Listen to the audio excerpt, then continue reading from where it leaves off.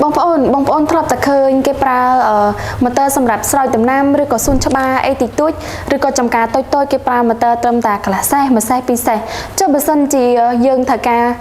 ផ្គត់ផ្គង់ទៅលើដីចំការច្រើនហត្តាតើយើងគួរប្រើម៉ូទ័រប្រភេទណាវិញតើបងប្អូនទៅមើលជាមួយខ្ញុំទាំងអស់គ្នានេះបងប្អូនគឺជាប្រភេទម៉ូទ័រ HST ដែលវាមានសម្ពាធជំរុញខ្លាំងហើយក៏ទទួលបានបរិមាណទឹកច្រើនផងដែរសម្រាប់ប្រភេទនេះបងប្អូនខាងយើងមានចាប់ពីកម្លាំង3សេះរហូតដល់75សេះឬក៏100សេះហើយប្រភេទនេះគឺយើងអាចប្រើបានទៅលើការស្រោចស្រពដំណាំឬប្រព័ន្ធទឹកស្អាតឬក៏ឈុតផលិតអគ្គិភ័យហើយជាពិសេសគឺប្រព័ន្ធស្រោចស្រពកសិកម្មហ្មងបងប្អូនដែលមានប្រើជាមួយនឹងក្បាលសាយឬក៏ sprinkler បន្ថែមចាក្នុងករណីដែលបងប្អូនកំពុងតែមានដំណាំច្រើនហិកតាឬក៏មានដីច្រើនហិកតាបងប្អូនក៏អាចយកប្រភេទនេះយើងយកទៅរៀបជាមួយនឹងប្រព័ន្ធទូអញ្ជាប្រភេទ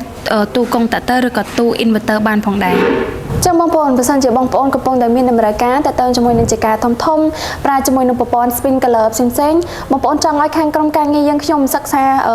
ទៅលើប្រព័ន្ធទាំងអស់នោះជូនបងប្អូនអាចធ្វើការឆាតចូល page បានខាងក្រុមការងារនឹងធ្វើការប្រឹក្សាជូនបងប្អូនតាមរយៈ online ដែលឥតគិតថ្លៃសូមអរគុណ